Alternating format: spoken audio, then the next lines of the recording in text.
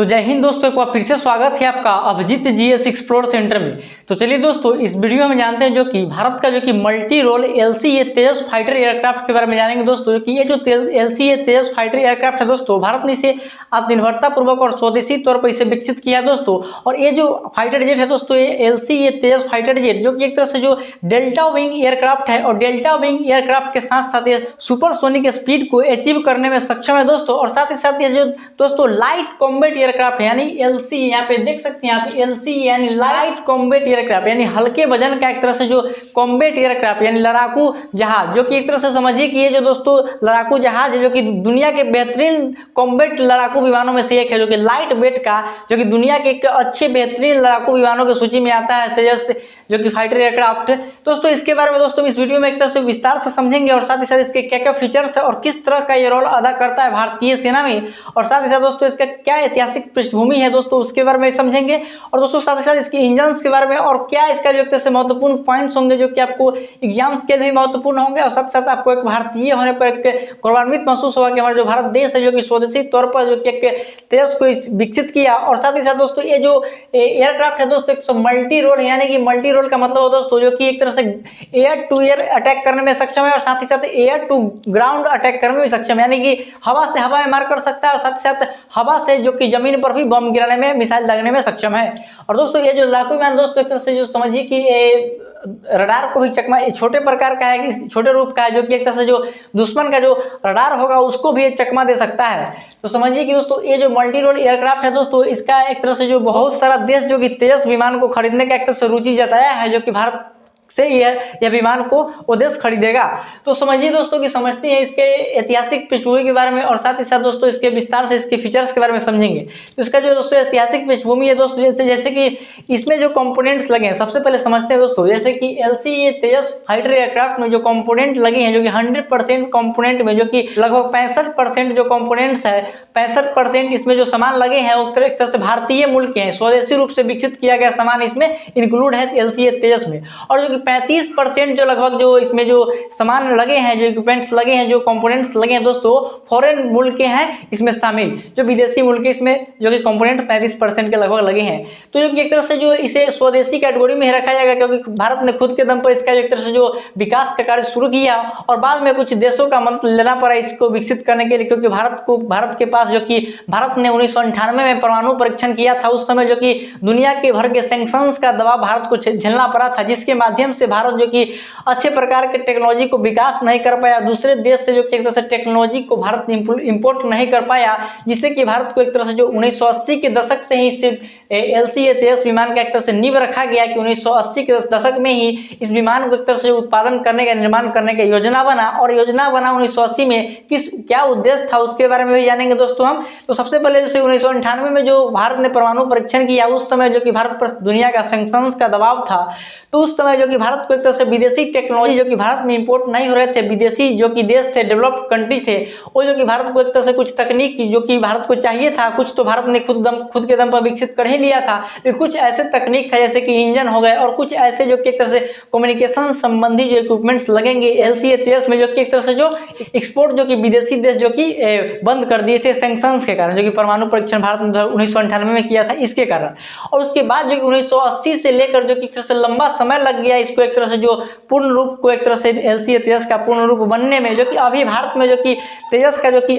तेजस mark 1 और तेजस mark 1A variant मौजूद है। तेजस मार्क 1 का ही अपग्रेड वर्जन तेजस मार्क 1A है, जो कि तेजस मार्क 1 में जो कि एडवांस फीचर्स को भी इंक्लूड किया गया है। और दोस्तों जो 1980 के दशक में इसको बनाने का जो योजना बना, इसका जो उद्देश्य था दोस्तों, जैसे कि समझिए कि एक तरह से जो यहाँ पे पहले जो कि भारत में मौजूद है, सोवियत जमाने का भारत में अभी मौजूद है MiG-21 बाइसन। तो MiG-21 बाइसन को ही रिप्लेस करने के लिए, जो कि वो बहुत ज़्यादा पुराना जहाज हो गया था और 1990 तक उसे रिटायर कर देना था, लेकिन अभी भी भारत मजबूरी में उस MiG-21 का इस्तेमाल कर रहा है, क्योंकि भारत के पास मजबूरी है कोई कि एडवांस वर्जन का, नेक्स्ट जनरेशन का भारत में कोई जो कि फाइटर एयरक्राफ्ट मौजूद नहीं है, इसलिए भारत उससे जो कि MiG-21 का अभी भी इस्तेमाल कर रहा है। उसी को रिप्लेस करने के लिए जो कि तेजस कार्यक्रम का जो कि एक तरह से शुरुआत किया गया 1980 में, और साथ ही साथ तेजस को विकसित करने का एक और भी उद्देश्य था, जो कि एक तरह से डोमेस्टिक यानी कि एक भारत जो कि आत्मनिर्भरता तौर पर एक जहाज बनाना बनाना चाहता था और दुनिया को एक तरह से दिखाना चाहता था और दुश्मन को दिखाना चाहता था कि हम भी एक तरह से फाइटर एयरक्राफ्ट बनाने में सक्षम है, मेरे पास भी वो टेक्नोलॉजी को हमने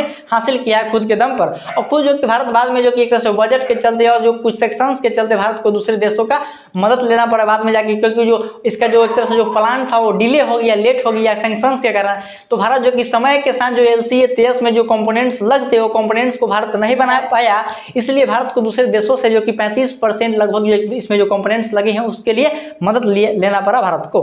तो चलिए दोस्तों समझते हैं इसके ऐतिहासिक पृष्ठभूमि के साथ साथ जो कि 1980 के दशक में इसका निर्माण कार्य शुरू हुआ। और 1980 में जो शुरू हुआ तो उस समय भारत में जो कि कोई जो कि एक तरह से एयरक्राफ्ट के क्षेत्र में कार्य करने वाली संस्था जो कि मौजूद नहीं था। तो भारत के एक तरह से जो DRDA और HAL के संरक्षण में जो कि एक संस्था का गठन किया गया, जो कि यहाँ पे ADA के बारे में आप सुने होंगे। ADA यानी कि एक तरह से समझिए कि aeronautical development agency, aeronautical development agency का एक तरह से गठन किया गया DRDO और HAL के संरक्षण में। और साथ ही साथ ADA को जो कि डिजाइन का कार्य शुरू करने के लिए कहा गया और साथ ही साथ कुछ डेवलपमेंट फेज को ये जो कि शुरुआत किया, डिजाइन किया और साथ ही डिजाइन का जो कार्य किया दोस्तों तो DRDO है। और साथ ही साथ यहाँ पे national aerospace laboratories, national aerospace laboratories और DRDO और साथ ही साथ ADA यानी एरोनॉटिकल डेवलपमेंट एजेंसी जो कि कोलैबोरेट किया था, जो कि HAL का जो एक संस्था है ARD यानी aircraft research and development centre, HAL के अंतर्गत एक संस्था है जो कि aircraft research and development centre के साथ मिलकर जो कि ADA ने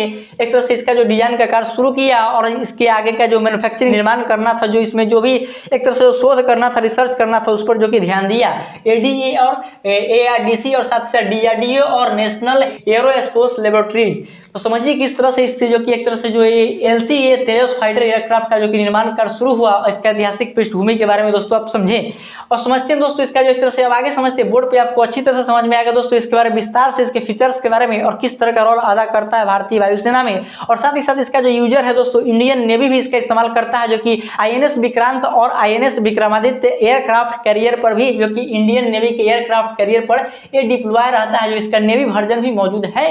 LCA-23 फाइटर एयरक्राफ्ट का। और दोस्तों बहुत ज्यादा संख्या में जो कि भारतीय वायुसेना ने इसका एक तरह से ऑर्डर दिया है HAL को, जो कि बना रहा है। HAL जो कंपनी है जो कि भारत का एक तरह से जो सरकारी कंपनी है, जो कि एयरक्राफ्ट, हेलीकॉप्टर और ऐसे बहुत सारे जो कि एक तरह से जो डिफेंस के क्षेत्र में जो कि एक तरह से संस्था योगदान देता है भारत के लिए। तो आगे समझते हैं दोस्तों इसका जो यूजर्स है दोस्तों, समझ सकते हैं कि यूजर्स इंडियन एयरफोर्स, इसका जो प्राइमरी यूजर है वो इंडियन एयरफोर्स है और इसका जो सेकेंडरी यूजर है वो इंडियन नेवी है। तो चलिए हम आगे समझते हैं इसके मैन्युफैक्चरर के बारे में। मैन्युफैक्चरर जो है दोस्तों तो आपको हम बता ही दिए कि इसका जो मैन्युफैक्चरिंग है, जो एक तरह से डिजाइन का कार्य तो ADA किया और साथ ही साथ HAL का ARDC संस्था मिलकर किया और DRDO और नेशनल एरोनॉटिकल लेबोरेटरी। इसमें कौन कौन से कैसे डिजाइन इसका होगा, इसमें कैसे किस चीज को कहाँ पे फिट किया जाएगा, कितना इसका लेंथ होगा, कितना इसका डायमीटर होगा, इस तरह से इसको एक तरह से जो डिजाइन का कार्य शुरू किया गया और इसका प्रोटोटाइप का परीक्षण हुआ। उसके बाद जो सब कुछ जो एक तरह से फाइनल हो गया, उसके बाद HAL इसका निर्माण करता है अभी भी, और HAL इसका एक तरह से निर्माण करता है, मैन्युफैक्चरिंग करता है हिंदुस्तान एरोनॉटिक्स लिमिटेड, इसका फुल फॉर्म हुआ। तो आगे समझते हैं इसका डिजाइन के बारे में समझ चुके हैं। इसका जो टाइप है दोस्तों सुपरसोनिक फाइटर एयरक्राफ्ट है, यानी कि सुपरसोनिक फाइटर एयरक्राफ्ट का मतलब है दोस्तों एक तरह से ध्वनि के रफ्तार से चलने में सक्षम है, यानी कि ध्वनि के रफ्तार से भी ये ज्यादा तेज से उड़ता है, ध्वनि के रफ्तार से भी ज्यादा तेजी से एयरक्राफ्ट ज्यादा स्पीड से उड़ने में सक्षम है, जो कि LCA-23 फाइटर एयरक्राफ्ट यानी हल्के वजन का लाइट कॉम्बैट एयरक्राफ्ट है दोस्तों, जो कि दुनिया में जितने भी लाइट कॉम्बैट एयरक्राफ्ट है उसके कैटेगरी में जो कि सबसे बेहतरीन जो कि LCA-23 फाइटर एयरक्राफ्ट है। तो चलिए समझते हैं आगे इसका जो सुपरसोनिक फाइटर एयरक्राफ्ट है। और साथ ही साथ इसका जो प्रेजेंट टाइम है, इसका 3 मॉडल मौजूद है, जिसमें है कि MK1 और MK1A और साथ ही साथ ट्रेनर संस्करण मौजूद है। तो ट्रेनर संस्करण में जो कि 2 सीटर है, इसमें 2 सीट लगे हुए हैं इससे LCA-23 फाइटर एयरक्राफ्ट में, जो कि ट्रेनर वर्जन जो इसका है उसमें 2 सीट हैं और MK1 और MK1A में जो कि सिंगल सीटर है। और साथ ही साथ MK1 जो है, MK1A जो है दोस्तों वो MK1 का जो कि एक तरह से अपग्रेड और एडवांस वर्जन है। तो समझते हैं इसके जो फीचर्स है दोस्तों, एक तरह से समझिए इसके फीचर्स के बारे में समझते हैं। इसमें जो फीचर्स शामिल है दोस्तों, इसमें AESA रडार लगा हुआ है, AESA रडार लगा हुआ है। तो दोस्तों जो AESA रडार है दोस्तों, यानी कि उत्तम AESA रडार, जो कि MK1A को छोड़कर MK1 जो वर्जन है दोस्तों, इसका जो पहला वर्जन MK1 है, जिसमें भारत का स्वदेशी रडार लगा हुआ है। उत्तम AESA जो कि भारत का स्वदेशी रूप से विकसित किया गया रडार लगाया गया है MK1 में। और MK1 में जो रडार लगा हुआ है दोस्तों वो इजरायली रडार लगा हुआ है, इजराइल का बना हुआ रडार, जो कि एक तरह से एडवांस वर्जन का रडार लगा हुआ है जो कि तेजस MK1 है, जो कि एक तरह से एडवांस वर्जन अपग्रेड वर्जन है MK1 का। तो इसमें जो कि एक बेहतरीन और एडवांस टेक्नोलॉजी को एक तरह से लिया गया है, जो कि एक तरह से जो AESA रडार का जो एक तरह से जो हाईली वर्जन है, एडवांस वर्जन, जो कि इजराइल के द्वारा बनाया गया, उस इजराइल का जो रडार है, जो कि ताकतवर रडार है, उसको इसमें लगाया गया है MK1A में। तो और भारत जो कि उस प्रकार के जो कि हाईली और एडवांस वर्जन के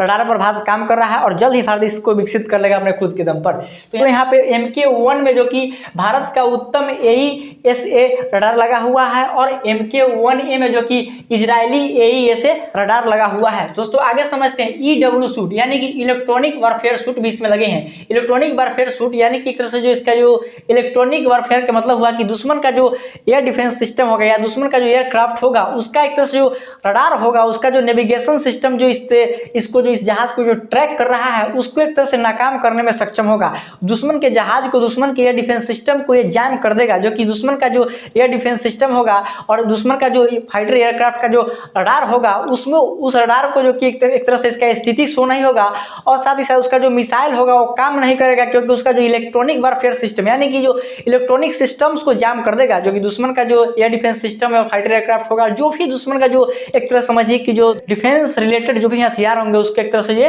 जैम कर देगा। तो इस तरह से इलेक्ट्रॉनिक वारफेयर सिस्टम्स और बहुत सारे जो कि एक तरह से जो एडवांस फीचर्स से लड़ाकू विमान जो कि लैस है। तो आगे समझते हैं इसका जो DMG सिस्टम है, यानी digital map generator. Digital map generator यानी कि डिजिटल मैप जनरेट यानी कि डिजिटल मैप जनरेट करके देगा। समझिए कि यहाँ पे वायु में उड़ रहा है फाइटर एयरक्राफ्ट और जमीन पर हमला करना है, एयर टू सरफेस हमला करना है। तो भाई एयर टू सरफेस हमला करने के लिए तो इसका एक तरह से जो डिजिटल मैपिंग तैयार करना पड़ेगा। मान लीजिए कि पाकिस्तान में गया था जैसे बालाकोट में एयर स्ट्राइक करने भारत, तो वहाँ पे जो फाइटर एयरक्राफ्ट गया था तो वहाँ पे वो एक तरह से जो डिजिटल मैपिंग किया होगा और डिजिटल मैपिंग करने के बाद उसका एक तरह से जो दुश्मन का ठिकाना कौन है और कैसे उसको एक तरह से डिजिटल मैप के माध्यम से उस मैप को जनरेट करके एक तरह से पायलट को मुहैया कराएगा, जो कि ये जो सिस्टम है DMG सिस्टम, जिससे कि पायलट को एक तरह से निशाना साधने में कठिनाई नहीं होगा। तो आगे समझते हैं इसके SMFD यानी कि smart multi function display. Smart multi function display जो कि एक तरह से जो इसका ग्लास कॉकपिट होगा उसके अंदर स्मार्ट मल्टी फंक्शन डिस्प्ले होगा, जिसमें कि एक तरह से बहुत सारे नेविगेशन सिस्टम्स और कम्युनिकेशन सिस्टम्स और विमान को ऑपरेट करने के लिए और साथ ही साथ बहुत प्रकार के फीचर्स से लैस होगा या जो स्मार्ट मल्टी फंक्शन डिस्प्ले होगा, जो कि एक ग्लास कॉकपिट के अंदर होगा। और साथ ही साथ इसमें हेड अप डिस्प्ले भी होगा, जो कि पायलट को एक तरह से हैंडलिंग करने में पायलट को एक तरह से वर्कलोड को कम करेगा। और यहाँ पे आगे है CIT यानी combined interrogate transponder. Combined interrogate transponder एक तरह से जो सिस्टम है, एक तरह से जो MK1 में जो सिस्टम है दोस्तों MK1A में इंक्लूड किया गया है, जो कि एक तरह से एडवांस फीचर्स है, जो कि एक तरह से इसको एक अलग प्रकार का एक तरह से रुतबा देता है LCA तेजस फाइटर एयरक्राफ्ट का, जो कि CIT सिस्टम्स के माध्यम से नए सिस्टम्स को इसमें MK1A में इंक्लूड किया गया है, जो कि कंबाइंड इंट्रोगेटेड ट्रांसपोंडर है। और साथ ही साथ आगे समझते हैं दोस्तों इसमें लगा हुआ है कि advance radio altimeter. Advance radio altimeter लगा हुआ है। तो रेडियो अल्टीमीटर का जो काम है दोस्तों, यानी कि रियल टाइम एक तरह से एल्टीट्यूड डाटा को उपलब्ध कराता है पायलट के पास, यानी कि जमीन से कितने हाइट पर उड़ रहा है ये फाइटर एयरक्राफ्ट, उसको एक तरह से पायलट को मुहैया कराता है यह रेडियो अल्टीमीटर। और साथ ही साथ दोस्तों और जो वेदर संबंधी और बहुत सारे जो एक तरह से फीचर्स से लैस जो कि एक तरह से जो अल्टीमीटर काम करता है, और इसमें जो अदर एडवांस फीचर्स इसमें इंक्लूडेड है, जो कि LCA तेजस फाइटर एयरक्राफ्ट में दोस्तों। तो समझ सकते हो दोस्तों किस तरह से हम अब आगे समझते हैं उसको इंजन के बारे में समझते हैं। यानी इंजन जो लगे हैं दोस्तों इसमें वो GE-F404 IN-20 इंजन लगे हैं। GE-F404 IN-20 इंजन, जो कि एक तरह से अमेरिकी इंजन है। अमेरिका ने इस इंजन को बनाया है, जो कि भारत इस इंजन को भारत LCA तेजस फाइटर एयरक्राफ्ट के लिए भारत जो कि एक तरह से कावेरी इंजन को विकसित कर रहा था उस समय से, लेकिन भारत ने कावेरी इंजन को विकसित किया कि उसमें कुछ कमी महसूस हुआ, कमी निकल गया। इस कारण से जो कि LCA तेजस में तो इंजन लगाना था और कावेरी इंजन में डिले हो गया कुछ बजट के कारण, और कुछ जो कि एक तरह से जो टेक्नोलॉजी जो कि आपको बताया ही है कि 1998 में जो एक तरह से समझिए कि भारत पर जो सैंक्शंस का दबाव पड़ा उसके कारण जो कि इंजन बनाने के लिए एयरक्राफ्ट इंजन बनाने के लिए कुछ विदेशी सहायता लेना था भारत को, लेकिन भारत को उस समय उपलब्ध नहीं हो पाया जो कि इंजन का टेक्नोलॉजी, जिससे कि भारत को एक तरह से कावेरी इंजन विकास करने में जो कि समय लग गया। तो भारत ने एक तरह से LCA तेजस का एक तरह से जो कि समझिए कि दूसरे देश का इंजन का उपयोग करना पड़ा, तो भारत ने अमेरिका का इंजन को चॉइस किया और अमेरिकी इंजन इसमें शामिल है। और भारत कावेरी इंजन पर काम कर रहा है और भारत जल्द से जल्द इस इंजन को विकसित कर लेगा, और जो कि एक तरह से जो भारत का जो अगला जो advance medium combat aircraft MK है, और साथ ही साथ जो कि भारत का MK तेजस MK2 आएगा आएगा उसमें वो इंजन आपको देखने को मिल सकता है, कावेरी इंजन, जो कि भारत के DRDO की तरफ से विकसित किया जा रहा है। तो समझिए आगे समझते हैं। तो मैक्सिमम स्पीड है दोस्तों 1.6 मैक है, यानी कि ध्वनि की रफ्तार से 1.6 गुना तेज